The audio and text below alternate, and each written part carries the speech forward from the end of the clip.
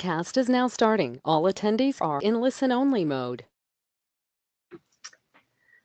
Good afternoon, or good morning, good evening, wherever you are, and welcome to the Implementing Blended and Online Learning at Your Pace. And I just want to say that we're really excited to have everybody here, so welcome. I was looking at the guest list, and it seems that we have folks from all over the world, which is really exciting for us. And so we're extending a warm welcome to you. And I also would like to extend our gratitude to the folks at Hawaii Association of Independent Schools, and particularly to Philip Bossett, who is the acting executive director, and he is here with us tonight. So thank you very much for everyone for being here. And I am just seeing, just want to make sure that you can see my screen. It doesn't look like you can, so I might get a little backup here from my tech person.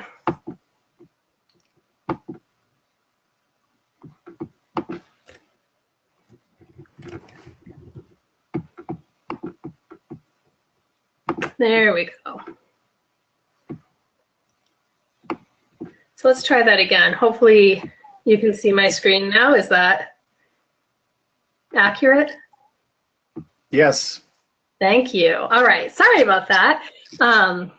Trying out this polling technology. I was happy to see by the poll we've closed it. We have to close it when we start sharing the screen. So it looks like we have quite a range of folks here with us this afternoon as well. So some of you are already in progress with your blended learning initiatives. Some are thinking about it in the near future, and others have either no plan or it's a little further down the road. So that's quite a mix, and we're happy to have that range here tonight. So who are we?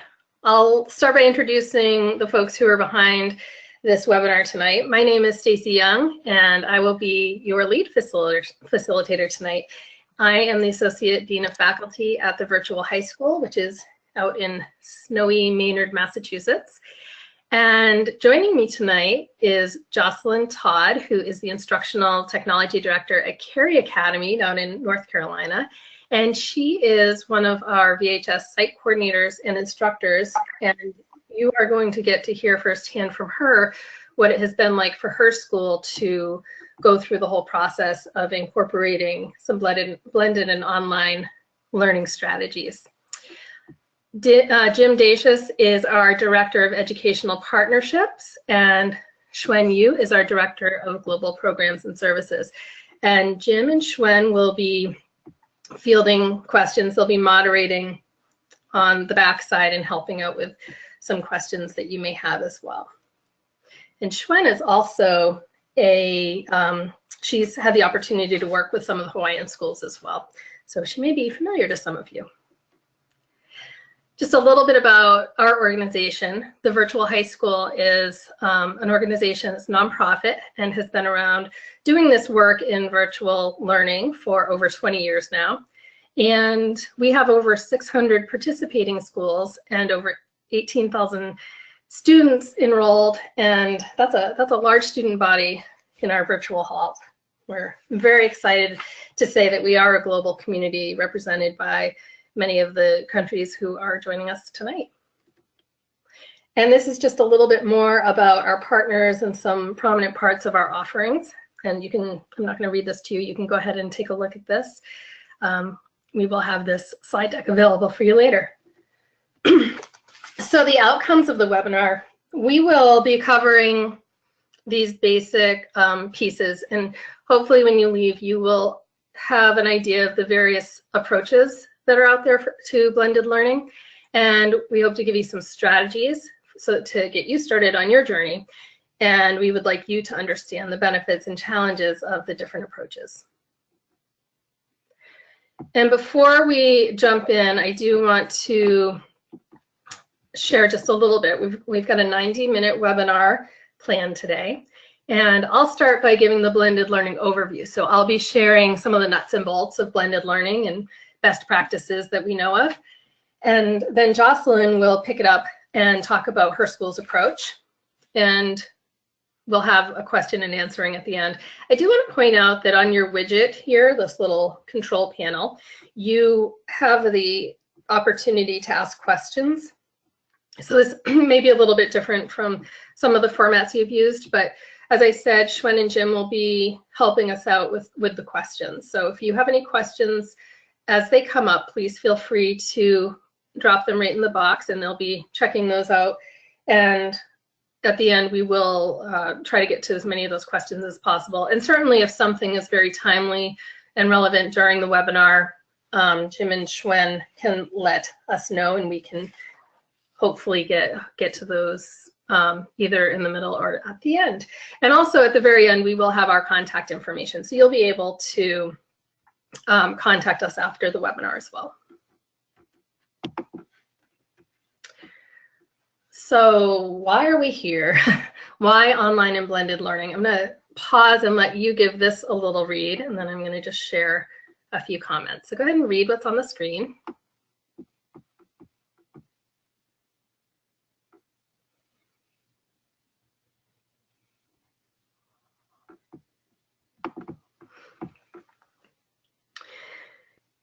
And I think representing virtual high school, I can say that online and blended learning for us is about providing opportunity and access.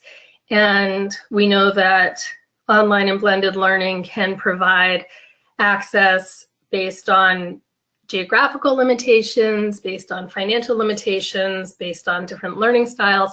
And the research is out there that supports online and blended learning as a way to really empower students and their learning. So hopefully as we go through, you'll see those opportunities in practice.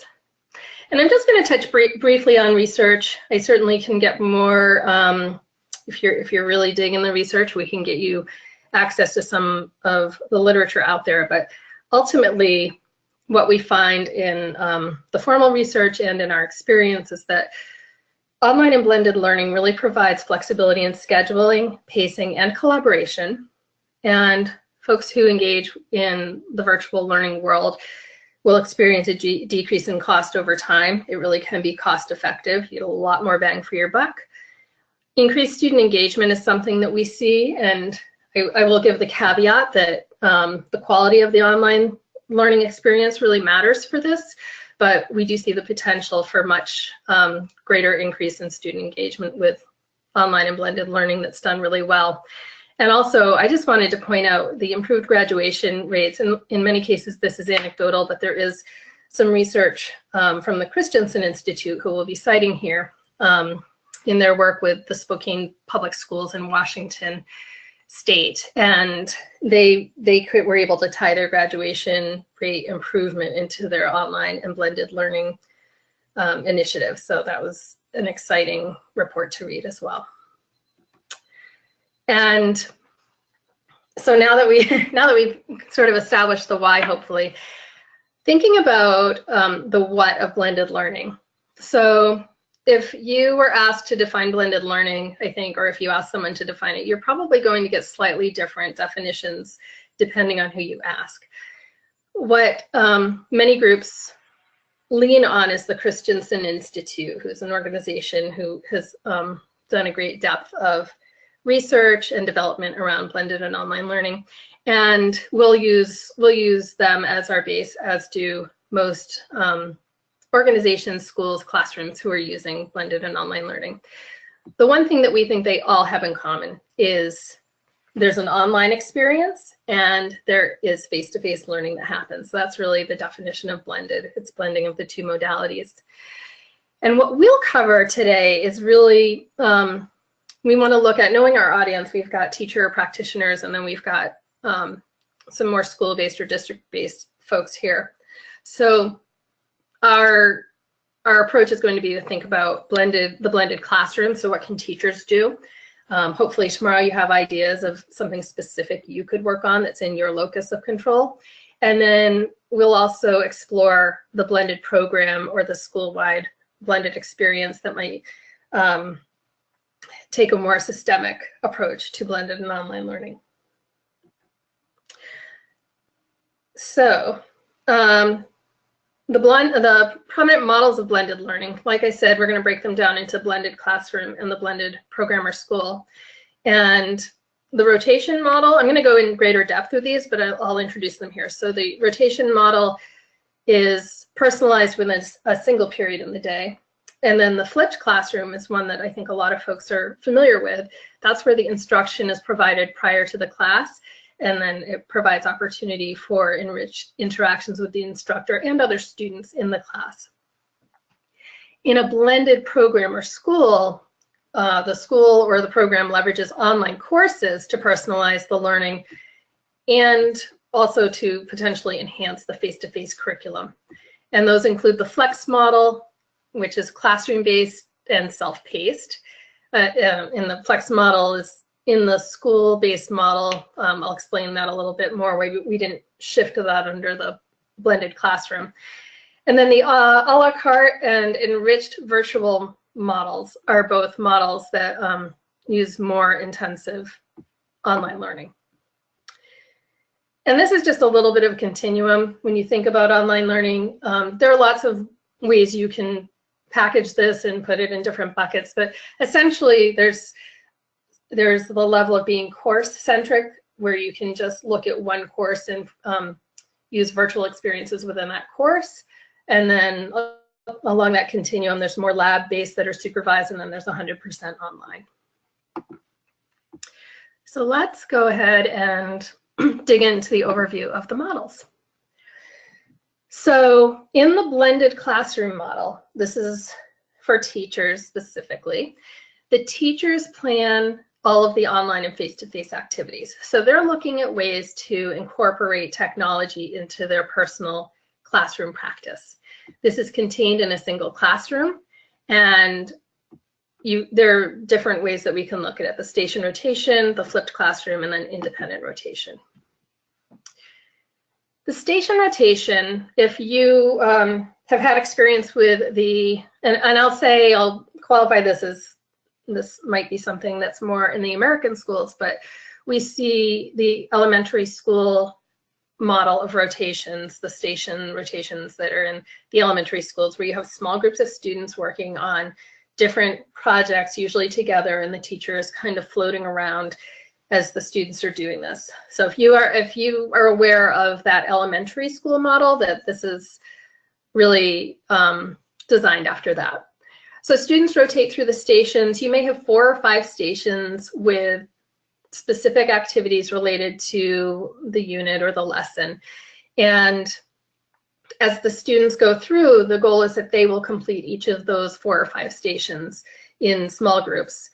So at least one of the stations will use technology, and stations can be a mix of collaborative and independent work. When this happens in the computer lab, just a note on the language. This is referred to the lab rotation. If you hear that word, that's literally the only difference, is the actual setting that this is taking place. And so the station rotation model works best in a one-to-one classroom. One-to-one meaning that each student has access to technology in that classroom, their own laptop or computer or some device. It also is helpful to have multiple teachers, or having a teacher and a paraprofessional in the classroom, and that helps with classroom management. It also just helps with the instruction. And if there is an opportunity for flexible grouping, this is really great. And just to name flexible grouping, to define that, flexible grouping is when, rather than tracking students as certain levels throughout their experience, you might group certain students a certain way depending on the content or the skill that's being assessed or demanded of them. So if you have a lot of reading, one student might be in a faster paced group for the reading, where something more hands-on, they might be slowed down a little bit and need to be have different supports in place. So flexible grouping just means that we give the kids what they need based on the skill that's being asked. And also block scheduling is helpful. I think this is really about having the time to do this well and to have students dig in to each of the stations. In other words, it really shouldn't be a superficial run through these different activities. They should be meaningful and have a certain level of rigor that the students can dig into. You know, the vision for this is students cycling through the 4 or 5 stations, and they're working on lessons that are aligned to the outcomes or the standards of a unit, and they're really engaged in the work. And this photograph just shows physically what that could look like. And you'll see in the right-hand side, you see the teacher is actually working with a group of students, and that's one of the stations is with a classroom teacher sitting with the kids. So as we think about entry points, and this is the kind of thing I'm hoping you'll take away as something you could work on tomorrow as a classroom teacher, or as a building supervisor or principal who can support the classroom teachers. I think a good entry point is starting with 2 types of work. And if you look at the little design on the right, the little graphic, so the teacher-led work is at the center, and that's a piece that I think should be common with the station rotation. So where the teacher is sitting with students and leading some work.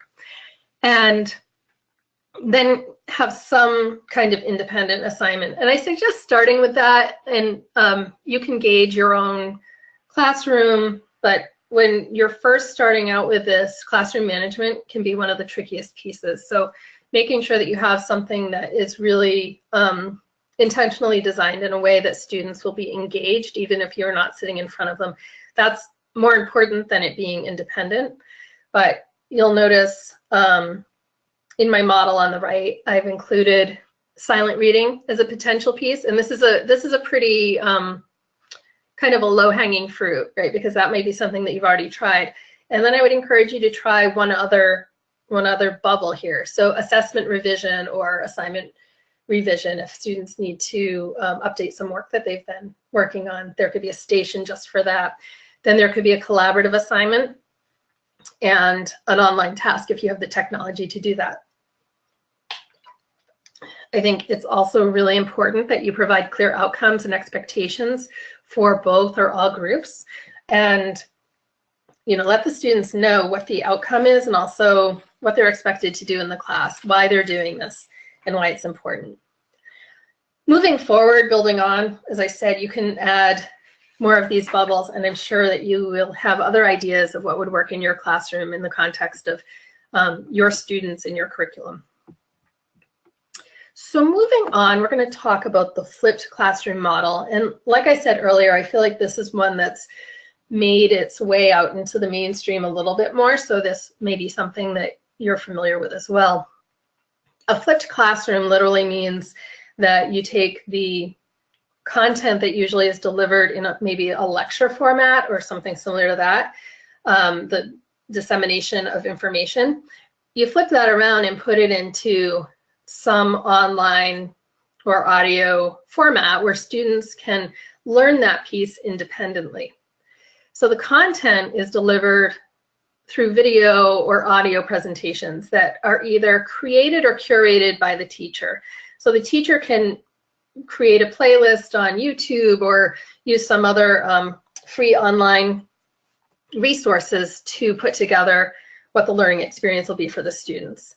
And then when they come back to the classroom, the activities that they're being asked to do actually apply their learning. So they'll be working together and hopefully collaboratively doing some problem solving rather than getting stuck in the weeds of the what. They're thinking about, well, now what? What do I do with this information I have? It really frees up some time for the teachers to dig in more deeply with the students on the content and the skills that they're working on. So the flipped classroom works best when students have reliable access to technology in the internet outside of the classroom. And of course, access is really important. Equity is very important, and we want to make sure that students have that access. So that is a consideration to figure out how to make sure that students have access to technology outside of the classroom. And the teacher's also actively involved throughout the entire class period. So the role has shifted dramatically in the flipped classroom, where it's not, you may have heard the expression, the sage on the stage versus the guide on the side. So traditionally, a teacher may be the sage on the stage giving information. In this case, we're hoping to see the teacher ideally working with the students and working among them as they make meaning out of what they've learned. And finally, students also need to feel incentivized to complete work ahead of time. This is, I think this is a challenge that we see in traditional schooling, getting homework done, in its simplest form, reading before the class so that students can participate in a discussion. So I think to be successful, that's something teachers need to anticipate and have a plan for. What do we do with students who haven't finished the work? How can we create a space for them to be a part of the experience and get caught up? Entry points for this: assign a video you use in your classroom as pre-work for your students. So if you already have a video that you're using, you could ask your students to complete that ahead of time and not use class time for that. And also reframing a lesson that you use after viewing the video to include in-depth problem-solving opportunities. So maybe you spend 20 minutes watching a video as a class and you follow up with an activity. I would suggest providing that video to be done as pre-work, and then in the classroom, you can expand and deepen the learning based on what the previous activity was. So it's not, you're not reinventing the wheel here, but you're really expanding on what you're already doing.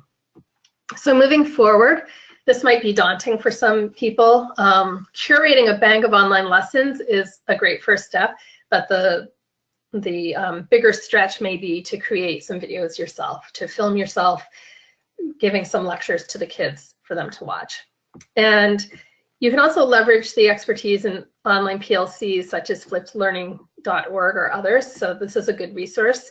If you take a look, you can see what folks have learned over the years doing this work and how they are incorporating the flipped classroom into their own classroom. All right, and then the last classroom-based one that we'll talk about is the independent rotation model.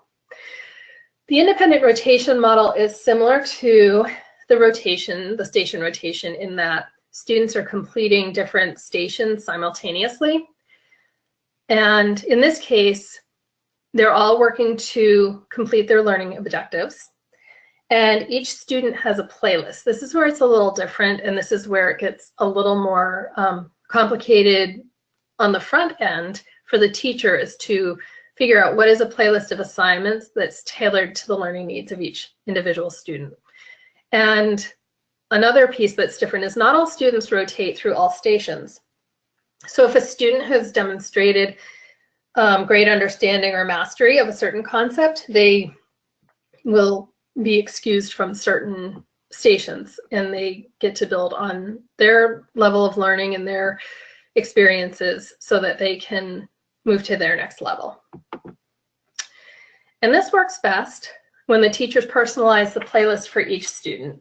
So, and this is a bit of a daunting task, and it can be time consuming from the beginning, but it certainly gets easier, and the students can take a bigger role in figuring out what should be on their playlist as well. The classroom culture really needs to allow students to work independently, and that's something that needs to be nurtured and grown so students can understand what it means to be productive when they're working independently. This other piece is more systemic. The school uses a competency-based grading system, and that certainly is not a requirement, but when we think about students moving at their own pace and checking off those demonstrations of mastery, the competency-based system is something that really lends itself nicely to this approach. And also, it is important, and we would advocate that there are opportunities for collaboration. So if students have playlists that overlap, they could collaborate in those places. Also, students who may be working in a project situation, there might be opportunities for students who have similar needs, thinking back to that flexible grouping model, where they can work collaboratively in that situation as well. And as I said, this one's a little bit of a heavier lift, but some entry points might be to work with each student to just identify one next step that's personalized. So what is something that each student needs, and help them, planting those seeds with the kids to help them think about how they figure out what they need. And also, is there a lesson or part of the lesson that could be omitted if the student has already demonstrated mastery of the concept? Again, you want to try to do this with fidelity. So sometimes it takes a lot of data and making sure your lessons are all aligned and that you are meeting objectives in multiple ways so that students can show what they know in different ways. And if that feels comfortable for you, then moving forward, identify potential technology that could support the development of playlists. There is technology out there that can help you and the students figure out how to progress through a curriculum, and that would be a nice investigative piece for you as the teacher. So I'm going to move us into the blended programs in schools. So this is just more, this is more of a approach that's outside of the classroom. Certainly we would see this happening sometimes with certain classrooms as a start, but it's more systemic at this point. So the opportunities here would be to leverage online courses to supplement on-site programming and contain that teacher-led instruction. So the teacher is still a main player in these cases. And then there are various models, the Flex, A la Carte, and Enriched. The Flex model, this model has students working primarily online. And like the playlist approach, this will allow the curriculum to be customized to the students' abilities. Students are moving at their own pace, and it's ideal to have teacher or paraprofessionals in the room to support the learner. They need somebody in the room with them, absolutely. And we see this model a lot with credit recovery. So students oftentimes will do some credit recovery work online, and they will be able to go at their own pace and sort of satisfy some of the credits that they weren't able to get in the more traditional setting. And the Flex model works best when, again, schools are one-to-one or have a dedicated computer lab. Students have the support of a teacher or a paraprofessional, like we said. And also, I would suggest that the programs need to be nuanced enough to give effective next steps and not just a cookie-cutter approach for the kids. So we want students not only to be able to meet the minimum requirements, but we also want to have programs that allow students to stretch themselves and to dig in more deeply with their critical thinking levels. And I do want to say something. We've said the schools are one-to-one, having schools one-to-one, having that technology one-to-one. I do want to note that having technology and using it well are really two very different things. And we can have schools that are one-to-one that are leveraging their technology very well and creating really meaningful learning experiences for students. But we can also, maybe I think of technology sometimes as the glitter on the poster, right? It looks really well, but we're not sure what sort of depth is really there. So I do want to caution you, and Jocelyn may speak to this a little bit too, about having resources is important, but really having a plan and having your objectives lined up ahead of time is even more important than having the actual technology all ready to go. That said, it's really nice to be one-to-one in a school. So entry points for the Flex model include starting with small groups of students and making sure you find reputable online curriculum. There are a lot of choices out there, and a little research can go a long way in figuring out which online curriculum will best be aligned to your particular student's needs and your school's curriculum goals. It's also important to allow students to work on a single unit to start, really for your benefit and for the students' benefits. We want everybody to be able to ease into this in a gentle way. Certainly there are situations where we jump in with both feet, but to make this sustainable and make it a good experience for kids, we want them to be able to ease into it. And then moving forward, you can look at more broadly at learning platforms and online curricula that support a variety of learners. So starting small with a focused goal of the online curriculum, but then as you start to really get your feet under you, you can explore varied learning platforms and curriculum. And that brings us to the a la carte model. And in the a la carte model, students engage with curriculum pretty much exclusively online for at least a few courses. And in this case, the teacher is actually online and assessing the work virtually. And that teacher may be available synchronously for online office hours, but ultimately the teacher and the student aren't necessarily online at the same time. The students likely will have flexibility in pacing, and you'll see that the setting here is often a combination of school or at home. Depending on access, it may be more one than another. And I would just point out here the virtual high school, our organization fits into this model. We have online teachers who are assessing students from all over the world. Again, there's that one-to-one. It's helpful to have the one-to-one, or to at least have a dedicated computer lab. And again, we can't control the internet access at home, but to really strategize with students, how can we help you get access to the technology you need, whether it's at school, borrowing technology, using the library resources, really helping the kids figure out how to get the access they need to be successful. And like other models, having on-site advisors, teachers, support personnel is very important. It helps the student create a little bit of accountability. And with that accountability, that the students are able to complete their course in a timely fashion. Because it's self-paced, that's something that you want to really pay attention to with your students, is making sure that they are making good choices about time management and figuring out how to make the most of this experience and not just figure it's self-paced, I can wait until the last minute. There are learning experiences within the process for the students as well. And certainly alignment is important and rigor is very important in these models as well.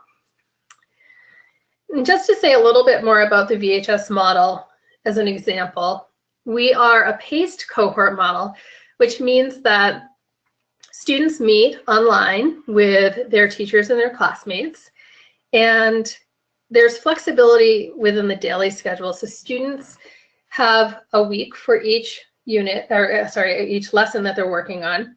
And over the course of the week, the expectations are really clear about what they'll do. There's always some form of collaboration and discussion, and the students have a couple pretty firm deadlines within that process. But for the most part, students can do the work in their free period at school. They could do it at night if they want. They could do a couple lessons at once. They could space it out. There's a lot of flexibility within that 1 week, but because we're a cohort model, we do want students to have this experience together so that that collaboration can be really rich and their discussions can be really robust. And this is just a screenshot of an example of some topics that the students might jump into as they're learning about, in this case, genes in the news and the cell cycle. And finally, the a la carte model, or sorry, the entry points for the a la carte model. Really, you need to figure out the technology access. This model does rely more heavily on steady access to technology. And investigate online courses that satisfy a gap in your school's offering. So that, to me, would be a really solid entry point. If there are courses that there's a need for in your school or desire, that would be a nice place to start. And maybe some sort of credit recovery course, or an AP course, or an elective that a student is interested in pursuing.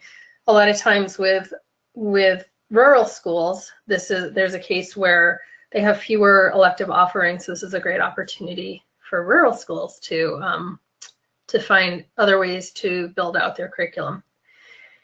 Moving forward, this is really something that would be difficult to do as a classroom teacher going solo, but you would want to work with school leaders to identify who are those online course providers? How can we supplement the offerings? What are the needs? How do we make those decisions? And then finally, we have our Enriched Virtual Model. And this is a model where students meet face-to-face with the teachers for part of the class, but not at a regular occurrence. So I think this is a little bit like some college classes that I took, and you might be familiar with, where I would meet with a teacher and then I'd have a 2-hour session with my class, and then I'd go complete a lot of work online for the next several weeks, and then we might come together again. Or I had a case where I had group work where I would meet either virtually or in person with my group, and then we'd bring it back together. So there are multiple ways to look at this, but you can get support from your teacher virtually or in person, depending on your need. And I would just say that the VHS model also has created some custom solutions for this. And this is a great place to point out that these models don't all fit into a nice, neat bucket. There's a lot of overlap. So, and Jocelyn will actually be able to share a little bit more with you about that. And again, when does this work best? Well, the schools are one-to-one, the dedicated computer lab, access. This is a lot about access again. Also, flexibility in scheduling and supervision allows the students to have the time that they need to get this work done. Again, the accountability is really important. How do we support kids and help them be independent as they're going through this work? But how do we really help them find the time or figure out when they can get this work done? And entry points, again, this is at the school level, identifying the areas of flexibility in the course schedule at your school. And that's, I know scheduling can be a really daunting conversation to have, but ultimately figuring out how to be more flexible with the schedule will allow kids to maybe engage in some of these different models. Also review a course or unit and identify areas that can be completed online. So there might be, and that's a similar approach, I would say, to the flipped model. But in this case, it's more thinking about chunks that could be completed online and then have the kids come back to check in. And again, this is going to be a team effort. So moving forward would really require that collaborative endeavor with school leaders and a larger part of the school community. And I think, you know, one thing, Jim has just jumped in with a question, and I think this speaks to a lot of the sort of challenges that I've touched on with some of these models. And how do we support students who fall behind or manage their time poorly? Because this is really at the crux of the online learning success. If a student doesn't have a teacher always available to them, it can be difficult for them to have the accountability to stay on track. In our case at VHS, I think what we do really well is to help give the students some second chances. We think really carefully about what the student is being asked to do and what are the critical pieces of the curriculum that they need to complete to demonstrate their understanding of a concept or their skill level. And in that case, we might reframe the curriculum a little bit for students and reframe the expectations. We have the site coordinators at the school. When we talked about that on-site person, we'll collaborate with the teachers and the on-site person to think about the ways to best support the student. And sometimes that's a more tightly managed schedule. The students are definitely part of this conversation as well. They help to figure out what's working for them and what isn't. And we really support them in trying to figure out what are the strategies that help you to get unstuck, or what are the strategies to help you keep pace. And so ultimately, it's really about conversations and helping students be part of the solution and helping everyone on that student team think creatively about how do we keep in sight what the goal is for the student, and how do we navigate through their challenges? How do we help them navigate through those challenges. So I'm going to now pause and hand things over to Jocelyn, who's going to be able to jump in here and give her perspective on how her school has been able to put some of these ideas into practice. So Jocelyn, are you there? I'm here. I hope people are able to hear me. I can hear you, so I'm gonna turn it over to you, but I'm happy to click through for you if you need me to. Okay. All right? Great. All right. Will you, Stacy, will you mute your microphone? There we go. Okay, so hello everyone. I want to, my name is Jocelyn Todd, and I'd like to first thank VHS for this opportunity for me to represent Cary Academy and to share a little bit about our blended learning program in our independent school in Cary, North Carolina. And Stacy gave a wonderful overview of the different types of models of blended learning that can exist in a classroom, but also some wonderful models that can exist at the programmatic level, at the larger level, in a district, or let's say your whole school decided to adopt a blended learning program. So I'm just going to set the stage for you a little bit. So I'm a founding faculty member at Cary Academy in Cary, North Carolina. I came into the teaching profession laterally. I'm a molecular geneticist by training, and I really found I loved to teach. And so 20 years ago, I jumped ship from research and decided I wanted to teach middle schoolers. Eventually, I ended up where I'm at right now, which is teaching upper school students. It's been a wonderful journey, and I've had such a great opportunity at Cary Academy to have taught in a face-to-face classroom, traditional classroom. I've taught blended learning courses. I've taught online courses through VHS, and I'm the site coordinator for our school for VHS. So I've had lots of wonderful opportunities as a practitioner. I am, at the time of our blended learning program, we started this in 2014. Our school is one-to-one, and we had plenty of experience with implementation of technology in our school. So that's the caveat that I want to put out there. We have approximately 105 to 110 students per grade at Cary Academy, and our school is a 6th grade through 12th grade school. I'm going to be talking today, just talking in brief about the blended learning program in our upper school. So we started in 2014, and really the reason we started investigating a blended learning, implementing blended learning into our classrooms, it was really all about our mission statement and tying the best types of student learning that we hope to achieve to the mission of our school. So from a programmatic standpoint, that's what we looked at.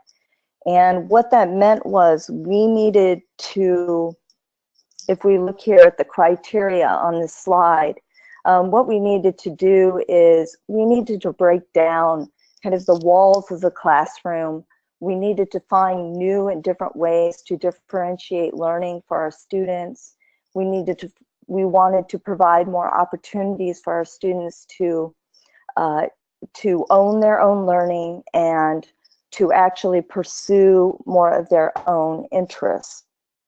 So we started out with the criteria, some criteria that matched our mission statement very well. And this was that we were going to develop out a slate of blended learning courses And these blended learning courses were going to be very much like the enriched flex model that Stacy talked about. So we would have approximately, we started out with somewhere between 60 and 40% face-to-face time, and then the remaining percentage of time we call OOC time, or out of class time. And that truly means the students are out of class. And so our criteria was that our so we have the face-to-face time and we have out of class time for a given class. And our classes meet 4 times a week with 1 double block. So 3 single periods in a double block. And we're on a trimester system, not a semester system. That may change, but we have a trimester system, so 12 weeks on, 12 weeks off, 12 weeks on, 2 weeks off, 12 weeks on, 2 weeks off, 12 weeks. The other criteria we had is we wanted to shift time for students. We wanted to allow them more opportunities to be learning in different places on our campus. We wanted to be able to afford them opportunities to work at different paces in the classroom, really addressing differentiated learning.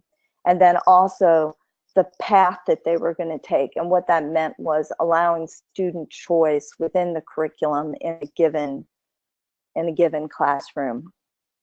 And then we also were hoping that we would, through our blended learning courses, we would be able to allow for some new and different types of opportunities for students to engage. So they would be hopefully engaging differently, student to student, student to teacher, let's say a student to the outside community, maybe just the Cary Academy community, but then also the wider community. So we started out developing, I think we started out with 7 different classes, and you will see that they run the gamut. Everything from developing out a advanced calculus class that basically combines calculus 1 and 2, a 2-year calculus course into a single year, an advanced course with a AP exam tied to it, to general physics, an advanced great books course, creative writing. We have a global leadership course. We have music theory course, architecture, a multivariable calculus, DiffyQ course. I developed out a human anatomy and physiology course. The last 3 courses on that list were the last ones to be, were the second wave to be developed. So we started out really with a grand experiment. We had some criteria tied to our mission statement. We basically put out a call for teachers to volunteer to be a part of really what was a grand, quote unquote, experiment. And we were very fortunate in that we had some teachers of various ages with various amounts of expertise that wanted to develop out a unique and different course. We did pay our teachers a stipend to develop out their courses, and over a 2-year period of time, we did give them a stipend, a small stipend, to assist with the extra work that they needed to do and all the professional development that they did during the development of their course and then refinement of their courses. We did not set we didn't want cookie cutter. We did not want to create a situation where our teachers felt like they were all having to develop out courses that looked exactly like each other. So we allowed a bit of experimentation. with those criteria being kind of the foundation of the development of the courses.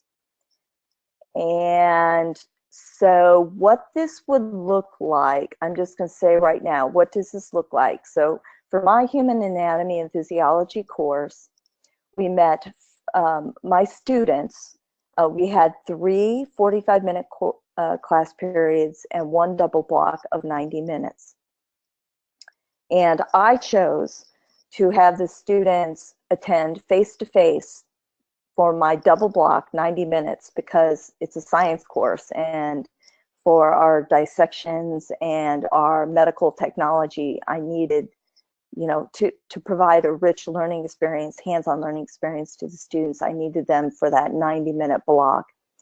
And then I met with them 1 or 2 other class periods during the week, and then they would have 1 or 2 class periods where they did not meet with me in the classroom. Yet they were out of the classroom and they were working on human anatomy and physiology on an online platform, or using the online platform to collaborate with their peers or do group projects or this, that, and the other. Okay, Stacy, we can switch to a new slide. All right, so one thing that I think it was fairly important in our programmatic success is we, from the very beginning, having, I guess, as I've developed out different programs, I realized it was going to be very important from the very beginning that we were assessing how well our blended learning program was going in the classroom. So we had, we immediately started evaluating how well the teachers felt about their classes, what was going well, what wasn't going well. We had students taking surveys, we had student focus groups, we did individual interviews with students, and I and some collaborators from North Carolina State University also went through the online portion of each of the courses, looking for hallmarks of the criteria that we had set forth for success for our courses. Something that was very interesting that we realized very early on is when we asked our students who were taking blended learning courses, the first wave of students that were taking blended learning courses, when we asked them, did they want, you know, what did they prefer? Did they prefer to be in courses that were entirely online, or did they prefer classes that were, say, an equal mix, 50-50, or did they prefer entirely face-to-face, which of course at that point in time, in 2014, we had students taking, let's say among our juniors and seniors, we would have students maybe taking a VHS online course, they might be taking 2 blended courses, and they might have 2 traditional courses. That would be a typical, let's just say that's a junior. And so when we asked our cohort of students, that first group, you know, what is your preference, preferred learning format? What we found out was that actually in our first year in 2014, 2015, they were pretty nervous about being away from the teacher. And in fact, 43% were, you know, preferred more of a face-to-face environment than they wanted. The timing shifted a little bit so there was more face-to-face time than out of classroom time for a given course. But what we found, and this is just showing data over 2 years, what we found over our 3.5 years now is that students actually became acclimated to the online platform and the out-of-class component, such that now they're much more they're much more malleable, and actually they're much more comfortable was more of almost like a 40-60 split. 40% of their time during the week spent in a face-to-face and 60% out of classroom. There are there's a little list down here of 5 things. These are the things that students reported in our first and second year as the most important things that they acquired from our blended learning courses. And so you can see our list there. I think greater flexibility in when and where I complete my coursework.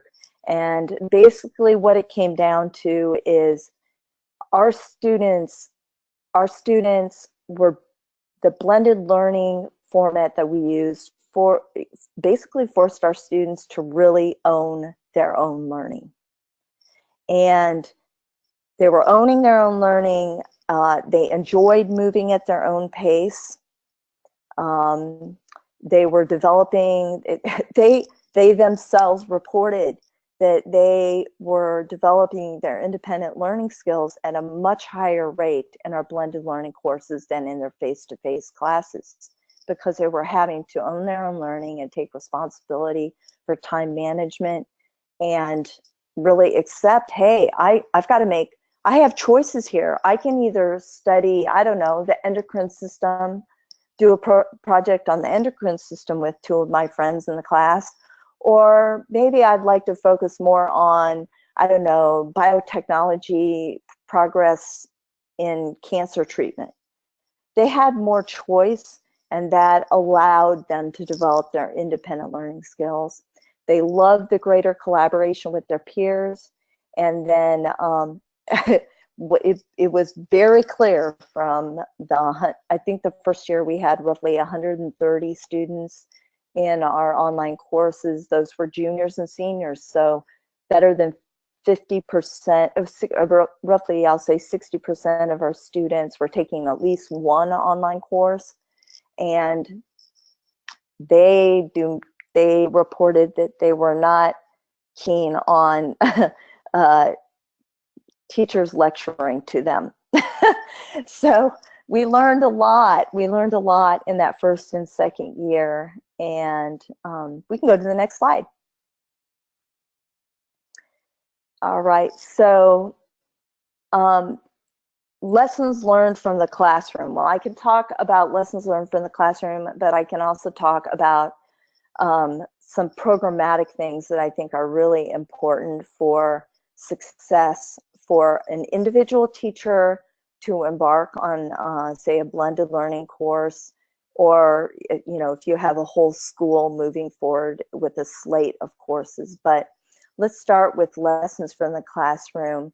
What we found is that allowing students to have greater control of their time, pace, place, and path of learning allowed greater differentiation and more personalized learning, and the students were owning their learning, which was critically important.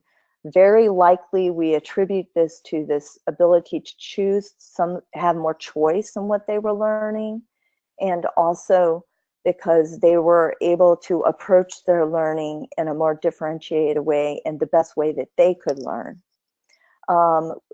Using the out-of-class time, a promising practice that we found was when students, say twice a week, had a 45-minute period where they were off collaborating in groups or collaborating on the online platform for the course, for a given course. At that same time, the teacher was available and had like office hours. Well, what this allowed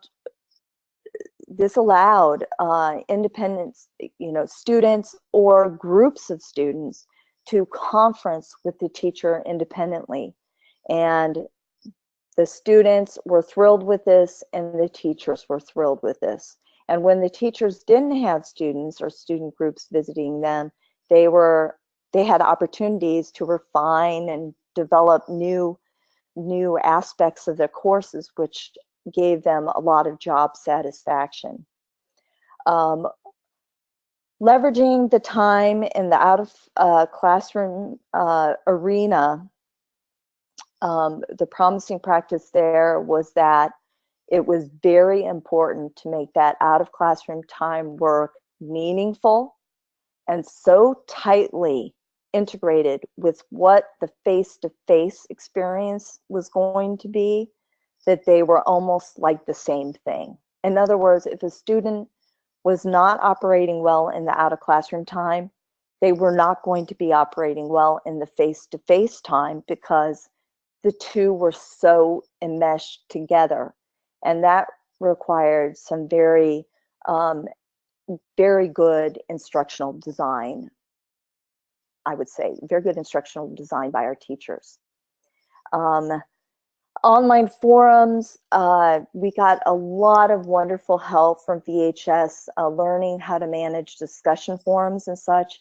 And as it's turned out, those discussion forums have been really very, very valuable. In several of our courses, they've really changed the game, and that students who have never had a voice, never felt confident enough to voice their opinions and what they've learned, their questions in a face-to-face setting, have opportunities to be like all-stars in our discussion forums and be like the go-to people in discussion forums, which has been a really rich and rewarding experience for all of us to see at Cary Academy. And then one thing that, so programmatically, there are some things that for us we learned early on really needed to be in place. If you're going to have students out of the classroom, you have to have an infrastructure that will support this. So we created spaces for small groups of students to be able to collaborate and work together to make our blended learning offerings work. Scheduling was important. We made the decision very early on that a student would be scheduled. Let's say they were taking, in their first period, they had a blended learning course.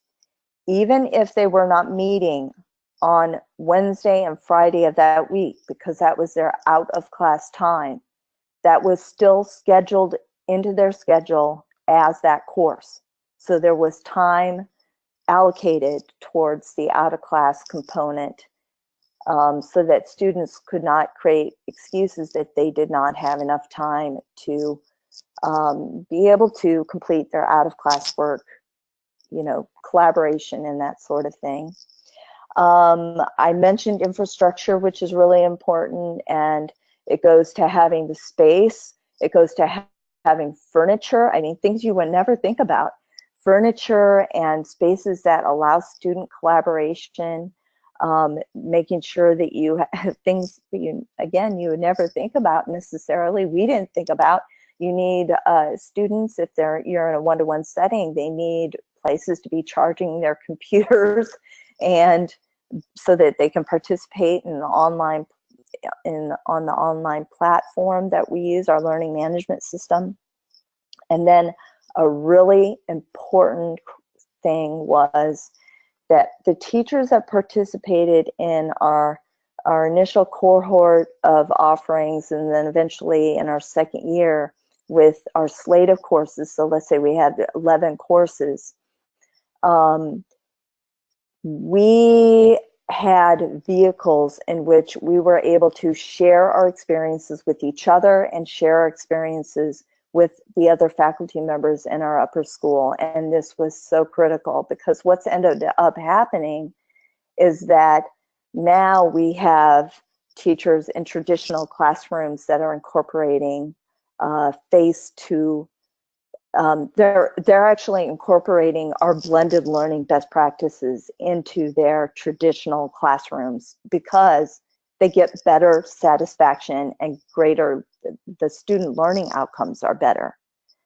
And the students enjoy the courses more when they have some of these promising practices in their more traditional classes. A little bit less lecture, more collaborative work, some online learning components, even in our traditional classroom or traditional course. I think I'll stop there. If let me say one more thing.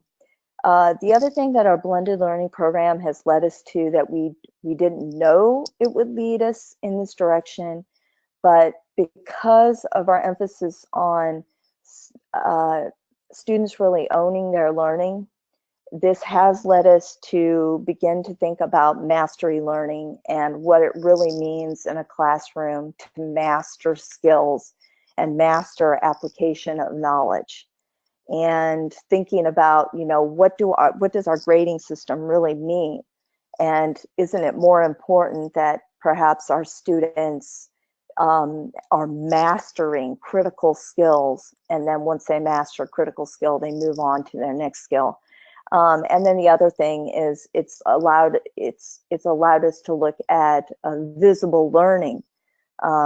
Students really knowing what they're learning, why they're learning it, and being able to assess and reflect on what they're learning and know that, hey, I'm really strong in this one aspect of the course, but perhaps I'm not as strong in another aspect. I will stop there, and Stacy, if I've left something out or I've gone too long, I apologize. And I just hope I've been able to be helpful to the contingency that's here in our webinar. Thank you.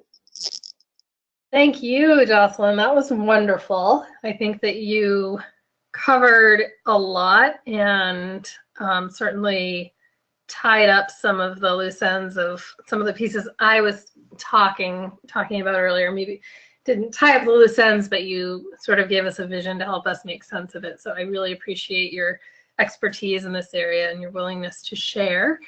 And as we get ready to wrap up here, I do want to just mention I have a few more slides to go through, but I want to invite you again to ask any questions. I know there are a couple out there, and Jocelyn and I are ready to answer your questions. So if you have questions for Jocelyn or for me, feel free to jump in with them. Now, on a very practical level, I want to just discuss next steps. I know we talked about what is an entry point for various models that you might use. And I want to just say a little bit about next steps in terms of how do you individually or your school as a community start thinking about incorporating blended learning on whatever scale you're ready for. So I'll break this down into 4 considerations, and I've got questions for you to think about. Really, I want to say that as you embark on something like blended and online learning, this is a snippet of school transformation in a way that can start on a small scale and really explode. So I'll quickly go through and just leave you with some of these questions to think about and let you know, certainly I have some thoughts on these questions, other people have thoughts, but you're really the experts of your school communities and your school culture, and these are questions that you'll need to chew on back at home with the folks that you share space with. So I use the word appetite, really. Is there an appetite for online and blended learning? So you need to consider all stakeholders in this. If it's just a classroom-based experience that you're trying to create, is there an appetite with your students? And if not, how do you sort of nurture and cultivate that appetite? Who has the desire to move forward? Who are the players that are excited about this and have that appetite or desire? And will your community support this appetite and desire? In terms of readiness, this is thinking about the conditions in your classroom or school. Are the conditions conducive to blended and online learning? And are people ready to take this on? Really, it's one thing to have desire, but are people ready to put some steps into action? And how will you know? What does that look like? And that's a really fun question to think about. It's we might think it's a little obvious, but as you're wondering about putting this into action in your school, how will you know that the time is right, or how will you know that the people are really ready? And then training is important. This is an important piece. What kind of training will you need? Who will need the training? But the overarching question is, how do you know what training you need? how do you, and that goes on with the readiness a little bit. The readiness may be, there may be gaps in your readiness that you solve through some training. And again, the appetite might be there, but if you don't know how to do it, then you're not going to be able to really get your feet under you and get started. So the training will be really important. And there's a wide array of training. There are people who have great expertise in these areas. There are just online resources that are free and available, so you can run the gamut about training and what that looks like. Again, if you want to be successful, you really need to have folks who are very knowledgeable and ready to lead the charge on this. And finally, resources. This is, the question is, do you have the resources you need, including time, money, technology, and people? And Jocelyn and I were talking earlier actually about really letting yourself have a big vision and letting yourself think about your end goal. What is it that you really want to see happen? And not getting caught up on the obstacles. Time and money are kind of the big ones that we think of. I don't have enough time, the school doesn't have enough money. But ultimately, if you do a little dream weaving and figure out what you want, it'll be a lot easier to go back and figure out how to find the money to get there. I think sometimes we say, well, we don't have the money to do this, so you don't allow yourself to think about where you could go, what your opportunities are. There are a lot of free and inexpensive resources out there, and there are also lots of ways to figure out that money piece if it's something that's really supported by your school's mission and something that is really important to your student learning. So if the appetite is there, if the readiness is there and the training is there, the resources might be the place you have to muck about a little bit and figure out what that's going to look like. But if the other pieces are in place, this is definitely worth spending time on. And now we are going to ask you to let us know your questions. And I will start with one that I saw a little while ago. The question is, I teach Spanish and I'm wondering which model has proven to work best for foreign language learners. And I'm going to say, and Jocelyn, if you have any experience on this, I'll invite you to respond, but I'll just start by saying that the online learning for foreign languages, I think, has been demonstrated time and time again with various platforms and in different sort of programs. But I think what comes to mind for me in some of my conversations I've had with folks and what I understand about world languages is the rotation model or the flex model, which the flex model is the one that's a little more intensive, giving that personalized playlist to students, which of course, I think learning a foreign language, that's a pretty targeted way to get at those skills that a student needs. Any sort of, in the rotation or flipped model even, where you can create, you can curate some online learning experiences, including opportunities to listen to text, look at video files. I think that allows students to pause and repeat, and that honestly may be something that you already incorporate into your class. I actually think of my own learning experience when I was in high school many years ago, and certainly there was more technology used in my French class than many others. But I think the other piece of this that's important for foreign language learners is that the stakes are a little bit lower if they're allowed to listen again and again, and if they're allowed to move forward at their own pace with some audio. There may be experiences that need to be timed, but wherever possible for the learning, to allow students to listen repeatedly and absorb, and then even record their own responses or write their own responses in their time rather than that on demand that we sometimes expect, can be really helpful. So Jocelyn, do you have anything to add to that? I would, I agree so much with what you've said. We have not developed out a world language course yet with the 60-40 blended model, for the primary reason that in our world language, among our world languages, we feel it is so important that students are interacting and speaking in the target language in the classroom. And we've So the flex model, where maybe they're doing a little bit of online learning in the classroom, maybe you have groups doing different things, that works. We've seen that work well, and we've seen flipped classroom work well, but we have not developed out a blended learning class for the primary reason that we feel it's so important that our students are interacting with each other and are native speakers in the target language. And this is really important. We found this has been very important in one of our courses, our Mandarin Chinese course, where there's just no, you cannot, there seems to be not another way. The students need to be able to speak in the target language, Mandarin Chinese, with other students and with our native speakers. Thank you.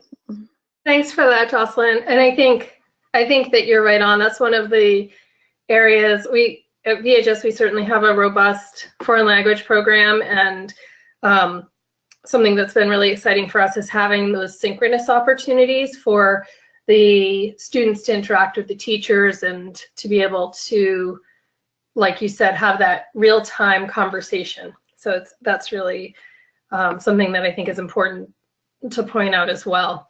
And the blended learning experience, I think, is really at the crux of this for me, where students have the opportunity to sort of learn at their own pace, but they have access to other folks as well. So another question, will we have a copy of the audio of this webinar as well as the slides? Yes, I believe that will be available early next week. So we will make sure that folks who have signed up here today will have access to this. Let me see. Thank you for the fascinating webinar. I'm curious as to how important intrinsic motivation is with respect to using blended learning successfully. That's a great question. And I think the intrinsic motivation piece is, well, as someone who has also been a longtime face-to-face classroom teacher, that's sort of the, what is it, the $100,000 question. I can't remember what it is. I'm dating myself a little bit, but figuring out how to tap into that intrinsic motivation is really important. And I think we want all learners to be able to tap into that and benefit from the experience of pushing themselves and being the drivers of their own education. I think where it becomes more problematic in some of the blended learning experiences that I've shared with you today is that the students may ultimately not be good managers of their time if they're not enthusiastic about the learning, and or if they're not feeling it's purposeful. And in an in-person face-to-face class, you have the advantage of reading body language and giving feedback in the moment. It's also something that students are familiar with, so they kind of know how it works, where the online, they might not have the same level of accountability. So I think that I would say it is very important, and in terms of being successful, I think there's the same challenges though with an in-person class. If you have students who aren't, if we think about the levels of engagement in terms of compliance versus engagement, you can have students who are compliant, who are very successful without necessarily being engaged. And that to me is one of the greater challenges in education. But I think that it definitely can impact blended learning or a student's experience with blended learning. Let me see. I think these just jumped out of order for me. How do you handle it when a student in a flipped classroom, when they don't do the homework, when some do and some don't? I think I've tried to teach some AP chemistry topics this way, and it seems that some students don't do the work or are not prepared. I think this goes back to the intrinsic motivation and also the purpose. Certainly life happens, and sometimes kids just don't get to their work for you know, what we might label as good reasons or not. But ultimately, having a plan in place is important. And I think in my experience with a flipped classroom, I would sometimes have almost sort of adapting that station rotation model, where here's sort of what you need to get through to be able to participate with us, and then how to have a modified plan. So if I have, here's the whole group experience that I want to have after everybody's done the work, I need to be willing to be flexible with that group who may not be done, give them the space in class to get it done, and then follow up with some activities that are relevant to what they would have been doing, but maybe not quite as in depth.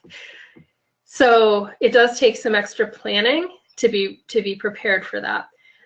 I think the other piece that's really important is developing the relationships with students, where you can find out, is this a one-time problem, or is this something that you know, is a large group not getting the work done? And if so, how do we tackle that? If it's a few kids repeatedly not getting the work done, how do we sort of work on cultivating relationships with those kids in a way that might be able to support them in getting the work done? And we know that's you know, not getting the homework done interferes with a traditional classroom setting too. So that's a great question, and something that definitely requires some attention. And Jocelyn, again, if you want to jump in on either of these, please do. I'll go ahead and jump in a little bit there. So what we found, what we do is we create kind of a scaffold for our students, and so that in the first 6 weeks of, approximately the first 6 weeks of any school year, we gradually move into the blended learning model in any given course. So maybe you start out and you're 100% face-to-face, and then it's 80% face-to-face, and then gradually you get to a 50-50, and the students are experiencing the real model, which is to be in and out of classroom space for part of the time and face-to-face another part of the time. And I think that helps. The other thing is, I think, you know, as teachers, in some ways, we have to accept responsibility, some responsibility for helping students transition to owning their own learning, because if they've been in traditional classrooms and they're used to receiving information and not making decisions about the pace in which they're moving, not making decisions about what they want to focus on and learn and have expertise in. If they're not owning their own learning when they enter into the blended learning classroom, that's something you have to build a capacity for in students. And what we found is we've had to break some of, we've kind of had to break some of the old habits of students sitting and being used to receiving information, and help them to understand that this is your deal. Hey, you know, it's one of my favorite lines is, you know, I took, you know, molecular genetics. I've taken, you know, 11 years of it. I don't need to learn it again. This is your game.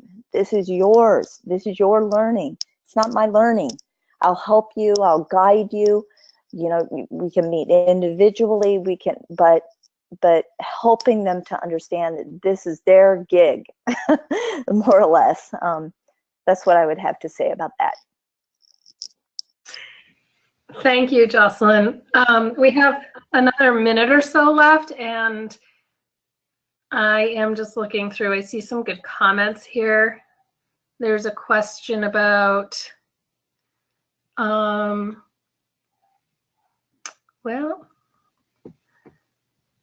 there was a question about the Cary Academy students. Are those just specifically for your students at your school? Are the courses specifically for our students? Is that what's being asked? Right. We have, okay, so we have one course in which we expanded and had other independent school students in the area take part in, and it worked out very well. We have not expanded upon that, but I wouldn't be surprised if we did in the future. But the one course that we did expand and have other independent school students taking was our music theory class, and how interesting it was to have students from all over composing music and writing music from different schools and using different instruments. And we have an amazing music teacher, but I'll just say that it was successful. But we only have that limited example. Great. So I'm going to close the questions here, but I want you to all know that we are available for more questions, and I've included our contact information here. So please feel free to reach out if you have any questions about blended learning or working with us. If you have questions for Jocelyn around what it looks like in her school, I'm sure she'd be happy to share some more. Our website is at the bottom if you're curious about our organization, a little more information about our organization. I know we just touched on it briefly. And finally, I want to say thank you to everyone for taking the time. I think my team at VHS for joining us tonight. So Schwen, Jim, and Danny is another member who is here behind the scenes helping things run smoothly. Thank you. Jocelyn, your experience and willingness to share about your school's journey through this has been really helpful, I think, for everyone on here. And thanks again to all of you for being willing to come out and sort of hang out with us tonight. And finally, the Hawaii Association of Independent Schools. We are very grateful for you for putting this together for us, to organizing the webinar. So thanks to everyone, and hopefully we will see you virtually very soon.